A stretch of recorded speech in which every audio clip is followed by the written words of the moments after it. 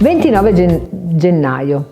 Oggi è il primo dei 3 giorni chiamati i giorni della merla. Infatti questi sono considerati i giorni più freddi dell'anno.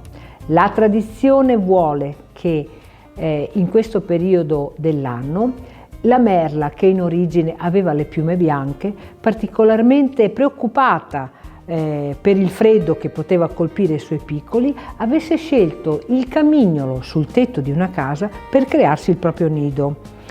Il comignolo all'interno del quale lei poteva stare durante il periodo freddo per poi uscire. Quando poi la merla è uscita dal camignolo, le sue belle penne bianche sono diventate nere e infatti noi conosciamo i merli come questi piccoli uccellini che si muovono d'inverno con il mantello nero e il becco giallo. Però c'è un'altra leggenda un po' più curiosa che conosciamo, legata a questo periodo dell'anno.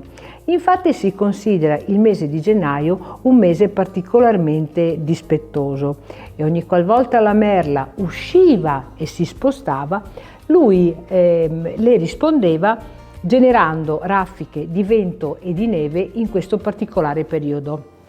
La merla bianca allora per ripararsi dal freddo, sceglie il comignolo e fa una grande scorta di cibo che le consentisse di rimanere bloccata all'interno del camino per un periodo lungo. Alla fine di questo lungo periodo, la merla, credendo che il mese di gennaio fosse già completato, esce, ma il mese di gennaio dispettoso che cosa fa?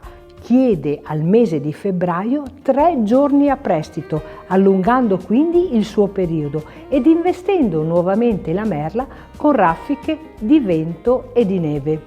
La merla allora, preoccupata per il freddo, ritorna nel comignolo del camino acceso, uscendo poi con il suo piumaggio nero.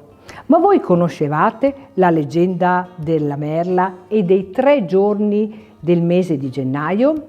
Se volete lasciare i vostri commenti, vi invito a farlo allo spazio dedicato alle nostre ciacole qua sotto.